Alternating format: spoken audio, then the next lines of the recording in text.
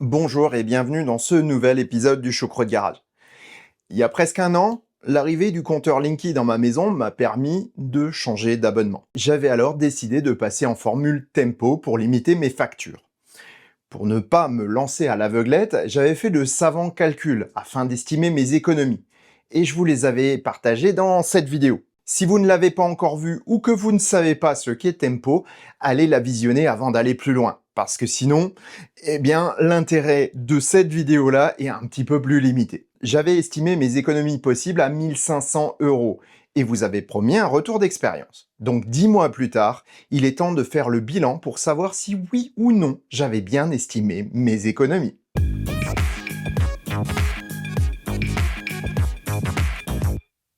Cette vidéo est sponsorisée par Ovoco.fr et ce mois-ci, j'ai le plaisir de vous annoncer qu'il y a un code promo. Sur le site, vous trouvez les stocks de milliers de revendeurs en pièces d'occasion. Ovoco centralise et sécurise votre achat grâce à une charte passée avec ces entreprises. Paiement sécurisé, livraison rapide et 14 jours pour renvoyer votre pièce permettent de réaliser un achat sans stress et sans perte de temps. Allez sur le site, cherchez la pièce dont vous avez besoin et en quelques secondes, vous trouvez tous les stocks disponibles chez les revendeurs partenaires d'Ovoco. Et en plus, vous pouvez comparer pour avoir le meilleur prix.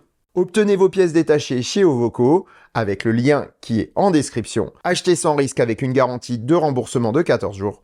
Économisez et remettez votre véhicule sur la route. Un grand merci à Ovoco de soutenir le travail du Choucroute Garage pour le financement des vidéos à venir. N'hésitez pas à aller voir en description, il y a le code promo, et franchement, ce serait bête de rater ça. Bien, ceci étant dit, on va se lancer dans notre sujet. Pour débuter la vidéo, il est nécessaire de remettre un petit peu en place le contexte. À mon domicile, je dispose d'une installation monophasée avec un abonnement 12 kVA. Nous n'avons aucune autre source d'énergie, ou presque. Le chauffage est à pompe à chaleur, tandis que l'eau chaude sanitaire est produite par un chauffe-eau thermodynamique. Mon épouse a un spa de nage nécessaire pour son état de santé, et nos transports, voitures et motos, sont 100% électriques. La seule petite addition à ce mix tout électrique est un poêle à peler qui nous sert d'appoint dans plusieurs situations qu'il me faut détailler. Le poêle a deux fonctions principales. Premièrement, se substituer à la pompe à chaleur pendant les périodes chères des 22 jours rouges de l'année. En effet, en jour rouge, j'ai totalement coupé la pompe à chaleur de 7 h du matin jusqu'à 20 h environ. Je ne suis pas allé jusqu'à 22 h car après 18 h, le froid extérieur finissait par faire baisser la température intérieure, malgré une isolation efficace et malgré le poêle. Cela faisait que la pompe à chaleur forçait pour remonter le tout en température en faisant énormément de bruit aussi. Je préférais que cette remise en puissance intervienne plus tôt dans la journée, avant que le système ne se mette en mode silencieux à partir de 22 h, mode qui est un peu moins efficace et donc qui aurait forcé plus longtemps sur la pompe. Deuxièmement, le poêle a servi pour des raisons de convenance autres que les coûts. Avec les pluies des mois d'hiver par exemple, faire sécher plus rapidement les vêtements et l'entrée de la maison est un usage plutôt pratique. Avec deux chiens plutôt actifs, ça aide à passer les moments pluvieux. Ensuite, lors des très basses températures que nous avons rencontrées cet hiver, le fait d'activer le poêle la nuit permet de soulager la pompe à chaleur. Le bruit est ainsi réduit pour l'environnement et la consommation électrique baisse. Voilà pour les conditions. Maintenant, voyons comment j'ai utilisé les outils à ma disposition pour consommer intelligemment. En premier lieu, avec une installation et un abonnement limité à 12 kVA, soit 60 ampères disponibles, il est clair qu'en consommer 32 pour recharger ma Tesla n'était pas envisageable, pas plus que pour la R5. J'ai donc limité la puissance de recharge de ma Tesla à 16 ampères. Ce n'est par contre pas possible sur la R5 de madame. J'ai donc utilisé une prise domestique et un chargeur mobile pour rester à des intensités basses pour la R5, soit 13 ampères au maximum. Toute cette gestion a été énormément facilitée par l'utilisation de l'assistant EcoJoco. Un simple coup d'œil m'a permis d'être certain de rester dans les limites de la puissance souscrite. Et ça a d'ailleurs très bien marché puisqu'à aucun moment, nous n'avons eu de coupure malgré des pics tout proches de la limite. De plus, EcoJoco nous a donné des estimations de nos coûts plutôt réels, tout en nous informant sur les évolutions des consommations de telle ou telle catégorie. Franchement, il est bien rentabilisé ce petit appareil bien pratique.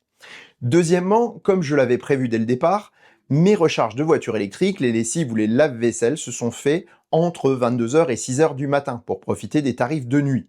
Nous avons de plus évité de les faire les jours rouges bien entendu.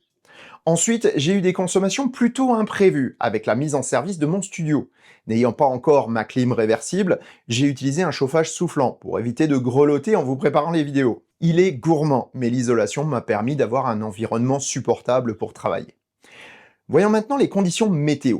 Cet hiver, contrairement à celui de 2023-2024, a été l'un des plus froids de ces dernières années. Alors que l'an dernier, nous n'avions eu que quelques températures négatives en raison de plusieurs mois de couverture nuageuse et de pluies quasi quotidiennes, le thermomètre est descendu cette année à des -12, -13 dont nous n'avons plus l'habitude. C'est ce qui explique une forte hausse de nos consommations électriques. Entre mai 2023 et avril 2024, nous avions consommé 12 800 kWh. Entre mai 2024 et fin février 2025, mes factures affichent un total de près de 17 800 kWh. Aïe!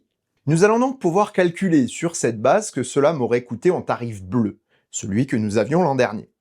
Celui-ci était de 25,16 centimes par kWh jusqu'au 1er février 2025.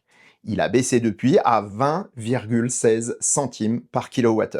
En prenant en compte ces deux tarifs et en les appliquant aux consommations respectives, j'arrive à un total de 4 263 €, soit 1 063 € de plus que l'année complète précédente. Alors que là, je ne comptabilise que 10 mois.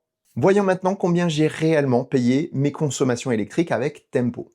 En additionnant uniquement les consommations, puisque l'abonnement est quasiment au même prix, nous avons dépensé un total de 2 608 € pour les 10 derniers mois. Même en ayant consommé beaucoup plus, nous avons réalisé une économie de 600 € par rapport à l'an dernier, mais aussi et surtout de 1 655 € par rapport au coût que nous aurions eu si nous étions restés en tarif bleu de base. L'an dernier, j'avais tablé sur au moins 1 500 € d'économie, et là, en 10 mois, nous sommes déjà au-dessus de ce chiffre. Super! Si j'extrapole grâce aux chiffres d'EcoJoco la facture à venir, sachant que nous avons coupé le chauffage depuis une quinzaine de jours, nous économiserons encore une soixantaine d'euros, soit un total de 1 700 € en gros.